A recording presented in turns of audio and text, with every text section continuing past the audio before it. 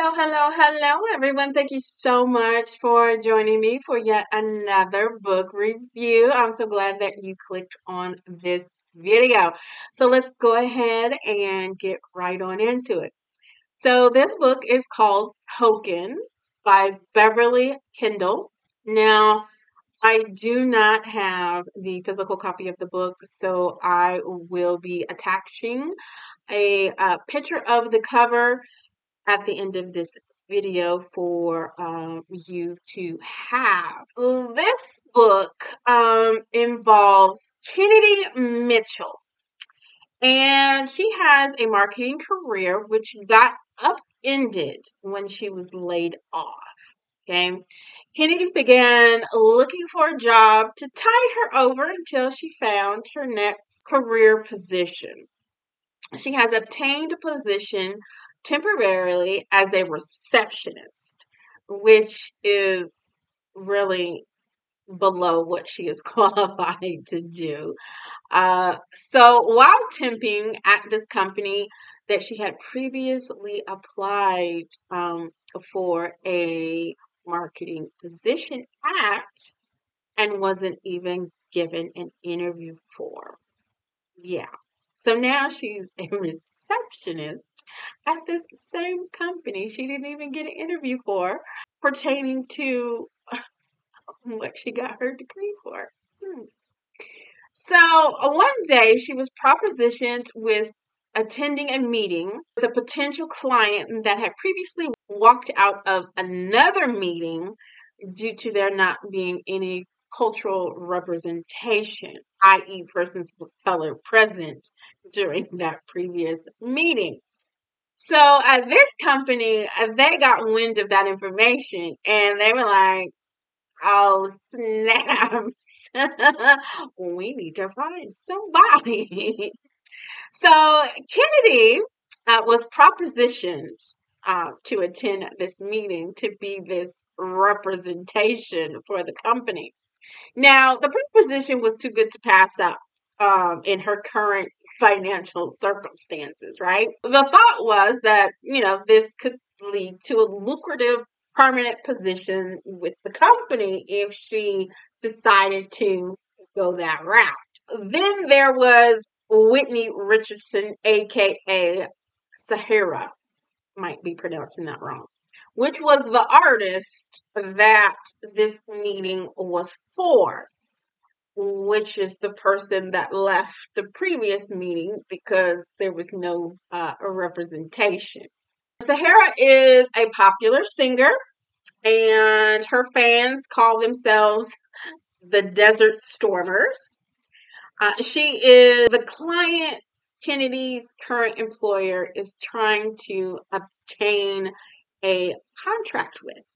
So Sahara wants to work with a company that is diverse and has employees that look like her, right? So Kennedy and Sahara hit it off, and they both have family from Ghana. Sahara liked Kennedy's style and thought, okay, this might work. Because of this situation, Kennedy thought for a moment about whether or not to continue this technically a farce or weigh her options with continuing to work with this company as its representation of a diverse cultural atmosphere, or maybe go an independent route. Well, Kennedy thought about it and she came up with the idea of starting a company with her best friend Aurora. And the company would provide training and assisting companies to have diversity with minority and culturally inclusive work environments. This is how the company Token was birthed.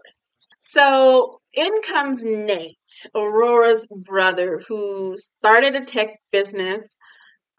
Nate is all work and little to no play. He has found himself in a situation where he needs the assistance of Token. Okay. Kennedy has tried to get out of representing Nate and knows it will be a slippery slope of mixing personal and business. They do have a history together and are now being thrust into each other's presence while he fights a discrimination class action suit against his company. This started them both down a road they hadn't anticipated. Yep, you'll have to read the book to find out how all those things shake down.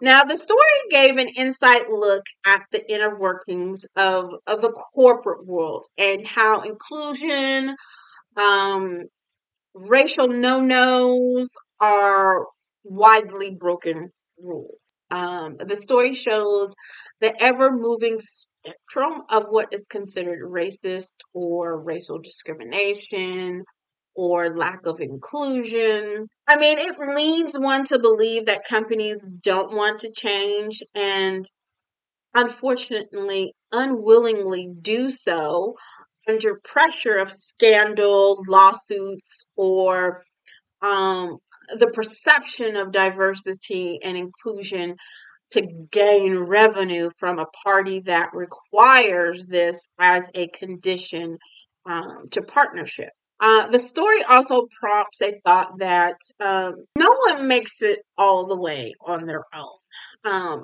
There is always an opportunity, someone before you that paved the way, a resource, being educated by others, and a personal drive are usually a component for one's success. But you really don't get anywhere alone.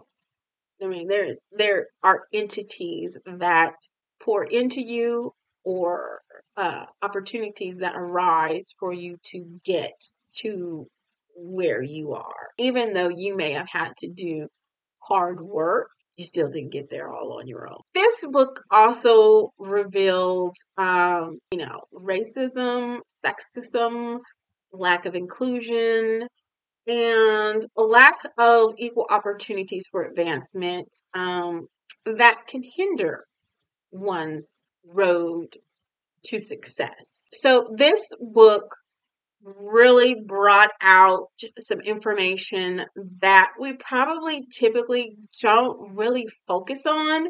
I do realize in recent years, companies and agencies have attempted to do, like diversity training or, things along those lines for its employees and uh, corporate persons. Now, to say that that training is actually implemented in the correct manner in which it was developed to be, and that's really on a case by case basis for each agency and company. Some of these companies implemented those things so that they can get out of hot water. Okay. Some entities did it because they thought it was something that should be done and needed to be done so that they can, say that they did it, not realizing it's more than just a training. You have to implement and have things in place so that those opportunities for inclusion, growth, and development, and all of that actually happening, not just, a 3-hour training and then no one ever does anything with it. I did have a discussion with some others because this was actually a book that a book club I am involved in read. The discussion was pretty interesting, and there were some professional people in this book club. I did ask the question, like, in the book, you'll be kind of enlightened on some of the like background meetings that happen or correspondence that happen in a company. And I asked, does that ring true? Like, has there been instances where something similar happened basically in real life. And the response was yes, which was surprising because I was like, you guys really have conversations like that? On one hand, I understood because I have been involved personally with interviewing people for a job position. There are certain things that you consider, not only the person's education and uh, job set skills and things like that, but also, is this person going to be a positive fit for our work environment? And one of the things in this story was about a person's appearance. And depending on the job you have, there is a level of appearance requirements. Okay. There can be a fine line between personal impediment and professional requirement. And sometimes culturally, we want entities to bend or amend to what we have going on personally in terms of our religion, our race, and to an extent that can be considered. Again, there is a fine line, there is literally a fine line. And I think in the current climate, this thin line is getting even thinner and even blurrier. And this book kind of brought that out. Like, where is that line drawn? When is it a situation of, this is the job, this is what we require for the job? You want the job or you don't want the job. You will either be able to adapt to the requirements of this job or not.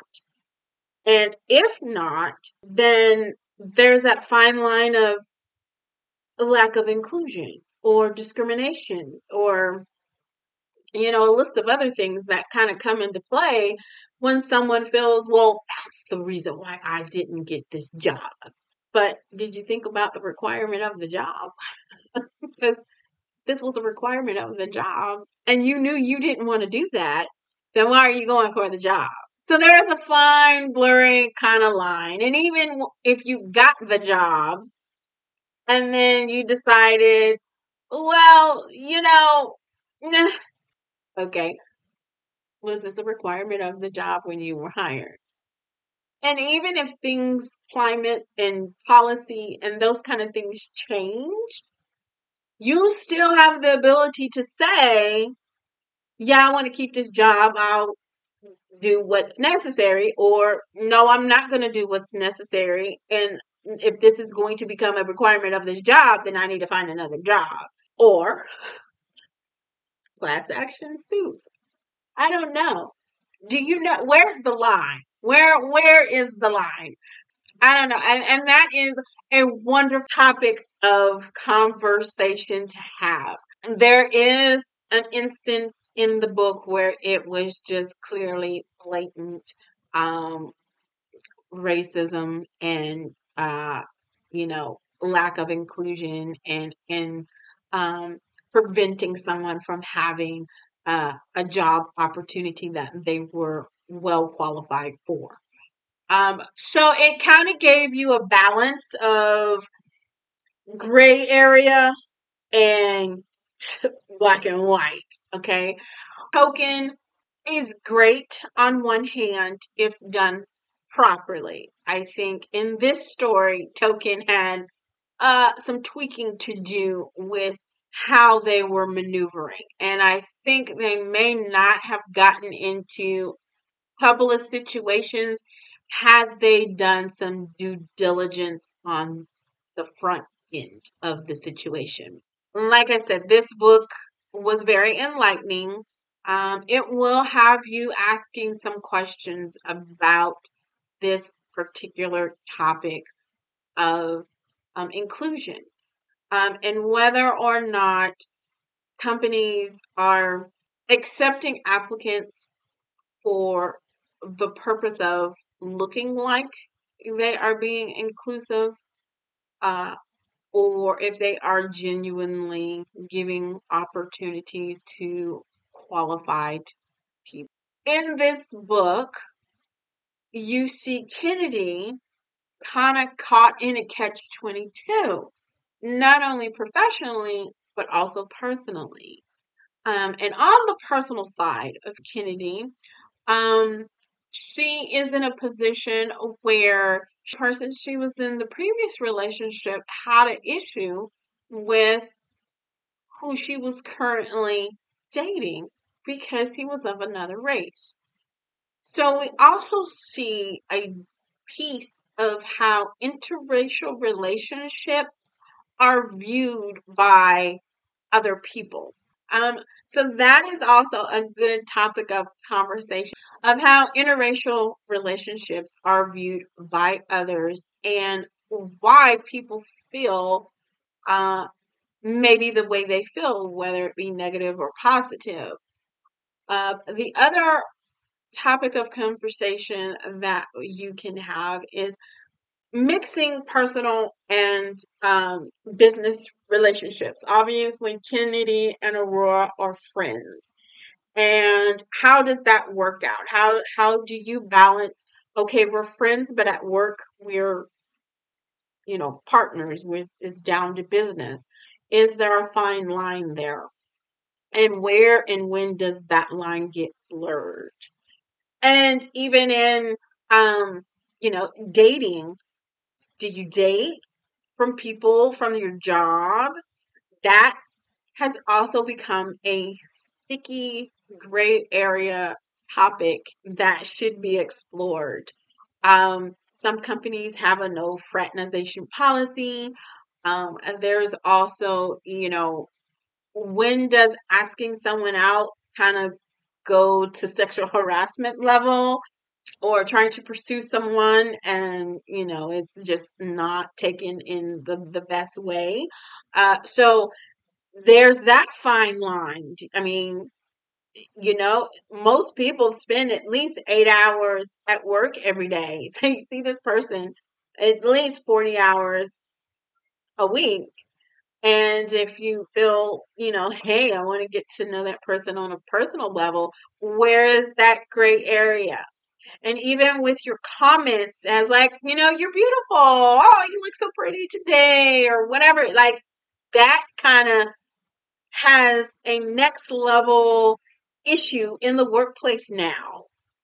Before you could wasn't that much of a thing if you said someone was beautiful or they look lovely today or commented on an outfit or whatever, or they looked handsome, or you're looking very debonair today. I mean, it's almost as if you cannot communicate with people. It's everything is taken in such a fine line context that communicating has oftentimes become very difficult in the workplace. You don't know what is acceptable to say this month or this year, what's not, and so the level of communication between coworkers is, in my mind, very low because of, what's going to be construed as offensive today because of someone's mood or attitude, or they just want to take it negatively. Like that communication in the workplace is like forever changing, in my opinion. It's like, if it's not about work, don't even say anything, because you really don't know what is going to offend someone. And I've noticed that in meetings, just in my particular profession, it's like everybody's like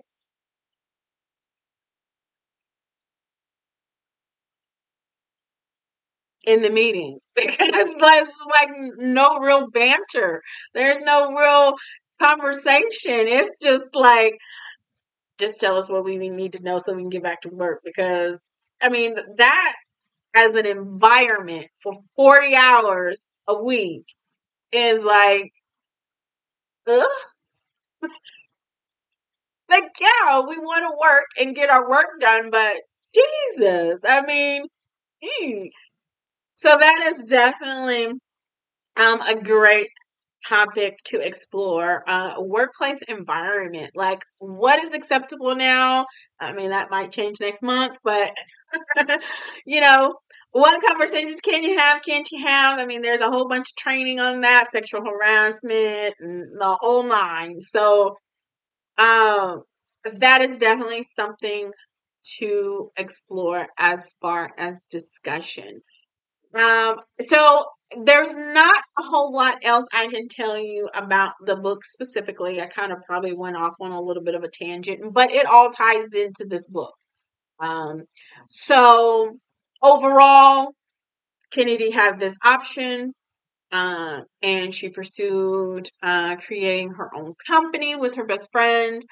They tackle clients that are coming to them for training, get them out of hot water, prevention, and how they navigate that. And then also the personal piece of Kennedy and her intimate relationships and how um, those things are perceived by outside entities. Um, so that's kind of like the overview of the book. Uh, I don't know if the physical copy has discussion questions or not. I did kind of give you some already, but some more specific um, discussion questions without all of my commentary. Could be your views on mixing business with personal, forming intimate relationships. Discussion on the examples given in the book about racial discrimination. Agree, disagree. Is the race card being used excessively? Why or why not? Is society becoming overly sensitive and making adjustments or accommodations for racial groups other than Caucasians? Do you believe companies like Token are needed in the business world? Why or why not? Your thoughts on biracial relationships being scrutinized by others. Where is the line a PR person should draw when representing a client? Where is the line for individualism and appearing professional in the work settings? What did you glean from reading this book, and can any of it be applied to your work interaction or environment? So these are just a few topics to discuss. Like I said, you can kind of go broader or more specific and have a really good conversation after reading this book. Like I said, I did read the audiobook version. Well, listened to the audiobook version, which is just over 12 hours long. It is narrated by Jeanette Illich. I probably botched that last name. Sorry. The genre is romance, which there is some of that. I thought this story was pretty informative and gave an inside perspective of how companies navigate this area of business. The narrator did do a good job conveying the story. It was pretty even killed. I did give this book a 9.5 out of 10. I thought this book could really evoke some great conversation and dialogue about the workplace, um, and the things that occur in the workplace, do's, don'ts, gray areas, blurred lines. It just gives a really good conversation and some thought provoking information. Like I said, I had some like, really? Would they consider that something? I mean, so it really did open up my eyes as to areas where they could, have an issue. So if you have read the book, go ahead and tell me what you thought about it. If you want to give me some instances where you were like, oh yeah, this kind of happened at this workplace and yeah, or no, maybe probably I wouldn't have thought about that being in the category and comment your thoughts. Okay. I want to know what you think about this. If you have not read the book, I would say go read it. It is very enlightening. Like I said, thought provoking. It is a good read. And so, yeah, go get it and check it out. Thank you for tuning in. Go ahead and click that like, subscribe, and share buttons. Um, Thank you for tuning in once again. And until next time, keep turning the pages, my booger.